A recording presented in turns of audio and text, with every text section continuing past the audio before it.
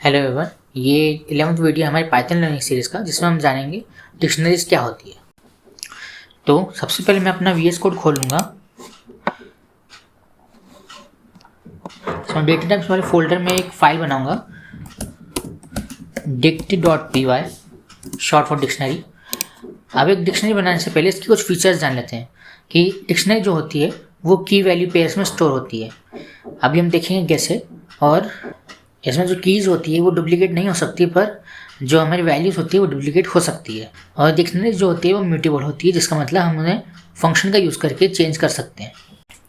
तो पहले यहाँ पर मैं एक एम्प्टी डिक्शनरी बना लूँगा। मैं लिखूँगा D equal to curly brackets. फिर अगर हम इसका टाइप निकालने जाएँ, फिर इसको रन करें, तो ये हमें डिक्शनरी दिखा देता है। जैसा कि हमने सेट्स वाला वीडियो देखा था कि सेट्स भी कर्ली ब्रैकेट के अंदर स्टोर होते हैं, और अगर हम एक एम्प्टी सेट लिख दें तो वो डिक्शनरी माना जाता है।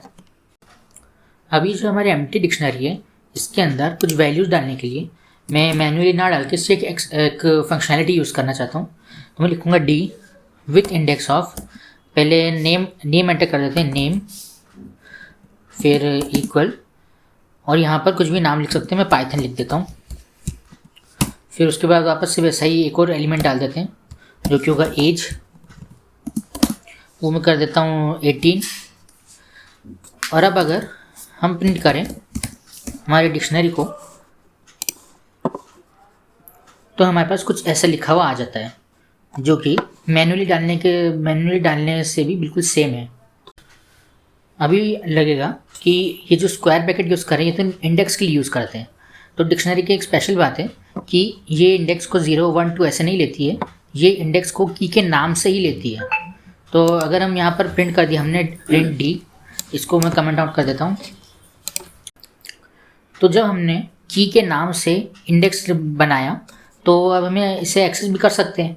तो हम लिखेंगे यहाँ पर डी विथ इंडेक्स ऑफ, मैं नेम प्रिंट करना चाहता हूँ, तो मैं लिखूँगा नेम, और अब इसे प्रिंट। तो हमारे पास हमारा वैल्यू आ जाएगी जो कि इस इंडेक्स, इस की पे सेव है। नेम की पे हमारा पाइथन वैल्यू है। वैसे ही देखें तो print D with index of age, तो हमें हमारी वैल्यूज़ मिल गई है पाइथन जो हमने पहले निकाली थी अभी, और 18। अभी मैंने क्या किया है कि ये जो एंट्रीज हमने डाली थी ये मैंने मैन्युअली डाल दी है और इन्हें कमेंट आउट कर दिया है। और अब इसके देखते हैं कुछ फंक्शंस। पहला फंक्शन है हमारे पास क्लियर, डी डॉट क्लियर।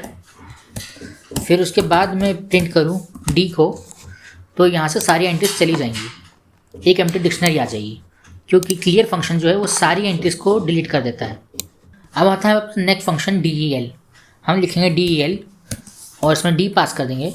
फिर उसके बाद हम प्रिंट करेंगे डी को, डिक्शनरी को। तो यहाँ पर हमारे पास कुछ एरर आ जाता है कि हमारे पास वो डिक्शनरी है ही नहीं, ऐसी कोई डिक्शनरी एग्जिस्ट करती नहीं है, क्योंकि DEL फंक्शन जो है वो ये करता है कि डिक्शनरी को पूरी तरह से डिलीट कर देता है। अब ये क्लियर और DEL में क्या डाउट आ सकता है आपको कि क्लियर जो है वो सिर्फ एंट्रीज डिलीट करता है और डिक्शनरी को एज इट इज छोड़ देता है, और DEL जो है वो पूरी डिक्शनरी को ही हटा देता है, जो कि वो एग्जिस्ट करती ही नहीं थी। अब हमारे पास नेक्स्ट फंक्शन आता है d.get कीज। तो हम लिखेंगे d.get और इसके अंदर हमें की एंटर कर देंगे।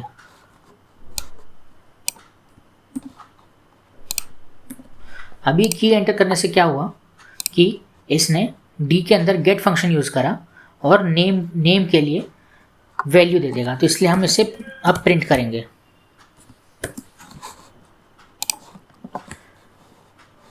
तो इसने उस इंडेक्स पे, मतलब उस की पे जो भी वैल्यू थी वो हमको यहाँ पर इसने दे दी है। अभी हमारा नेक्स्ट फंक्शन है डी डॉट कीज। अगर इसे प्रिंट करें तो ये फंक्शन, कीज वाला फंक्शन, हमें सारी कीज दे देता है, जैसे कि नेम और एज।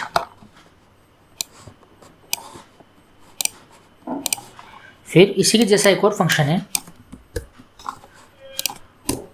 जो कि डी डॉट वैल्यूज़, इस फंक्शन को भी अब हम प्रिंट कर देंगे।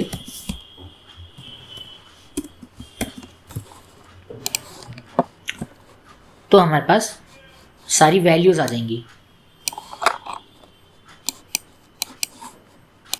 तो ये था डिक्शनरी और उसके कुछ फंक्शंस। अब नेक्स्ट वीडियो में हम लोग बात करेंगे एक छोटे से टॉपिक की, जो कि है ऑपरेटर्स। Thank you.